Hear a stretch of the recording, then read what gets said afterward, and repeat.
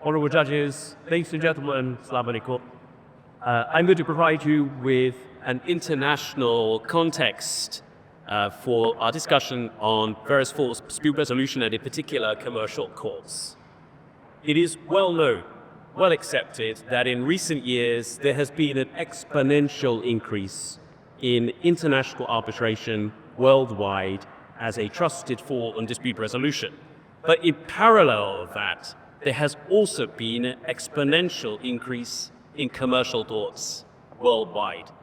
These are courts that are catering for particular needs in terms of streamlined, efficient, and trusted dispute resolution, often in the English language or the language of the business itself, often catering for non-domestic needs.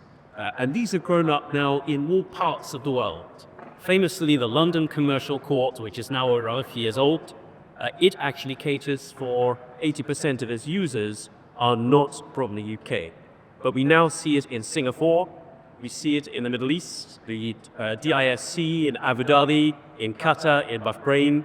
We see it throughout Europe, France, Germany, Switzerland, in countries such as Kazakhstan and in China. These are all countries that are not only promoting arbitration, they are also promoting commercial courts.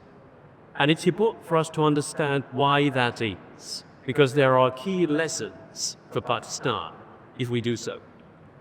You can distill 4 key drivers for the establishment of these commercial courts. And those 4 drivers apply to Pakistan as they apply everywhere else. And I identify them very briefly.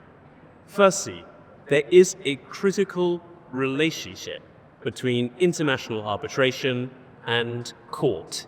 There is a common misconception that somehow arbitration and court are in a relationship of competition and antagonism. That is because people resort to arbitration because they're dissatisfied with court. But that actually belies a key relationship between the two. What has been found in successful seats around the world, those are countries that have successfully developed their international arbitration system, is that there is a critical symbiotic relationship and interdependence between arbitration and court. And in fact, in order to promote alternative dispute resolution, what one has to do is promote a wider alternative dispute resolution ecosystem. The ecosystem has a number of components that all relate to each other. One of them will be arbitration.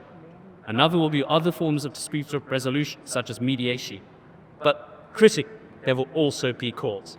Without a successful, efficient, and trusted court, you cannot have successful, efficient, and trusted arbitration system. And Pakistan is the greatest example of that. Because arbitration here, if we're honest, is a precursor to litigation. And because the court system is not at the moment, historically has not been strong and supported and efficient for the arbitration system itself has been weakened and has not properly developed. The second key driver for commercial is the realization that if court is critical to arbitration, it's got to be a specialized court. So whilst court is looked to support the arbitration system, during the whole course of a normal arbitration from beginning to end, the court is there in a supervisory capacity. That simply doesn't work unless the court itself understands arbitration. And that was led towards the need for specialized judges served by specialized counsel. And that has been the real genesis of commercial laws. That is a forum that's technical, it's efficient, it's expert, but it really understands the concept of arbitration. And therefore, it restricts the full process to one of support, but not intervention. The third drive, which is incredibly old for Pakistan, and I think it's not really appreciated having, is that if you build an ecosystem for dispute resolution in this way, you actually promote Pakistan generally as a host for foreign direct investment and for broader development. Capital is free-flowing. It flows to those countries where there is trust and confidence. See? And indeed, an efficient method of exiting a project is as important as the initial entries into a project. The whole system, the whole chronology of an investment, it requires there to be an effective forward dispute resolution. And so if you build the ecosystem, which means efficient arbitration, supported by an efficient court, then the host country becomes attractive for foreign investment. It becomes an environment where you will have naturally war development in many, many different ways, both legal and non-legal. And that leads to the fourth driver, which is also incredibly important. If you develop an efficient trusting system of dispute resolution with all its dimensions, arbitration and tort, there are a number of side effects which are extremely significant. Firstly, to improve by many countries, you have invisible earnings. You will have more people coming to the country spending money. You have actual economic development around the periphery of the dispute resolution process itself. Further, you develop jurisprudence. With specialized courts, you have more specialized judgments. And so the law becomes more sophisticated and thereby more trusted. People trust English commercial law. That's because of English courts. And a lot of English commercial law actually is derived from arbitration. Most of English contract law, for many years, has come from cases stated from arbitration to court. So you get invisible earnings, you develop a more sophisticated, trusted jurisprudence, and then thirdly, critically, you raise standards generally.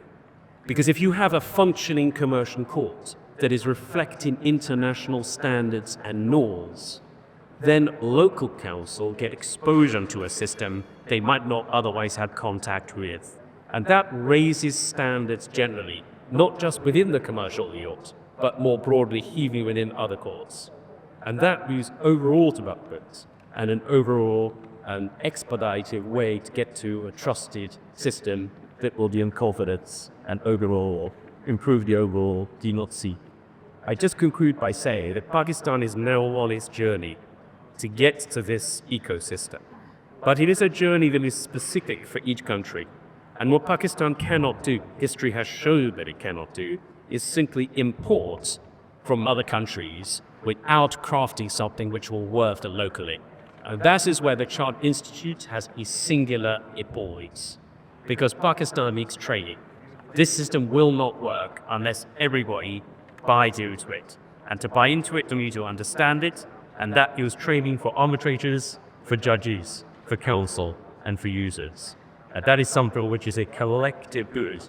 It's something we should all now be supporting.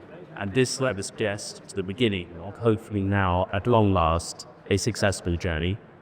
Thank you very much.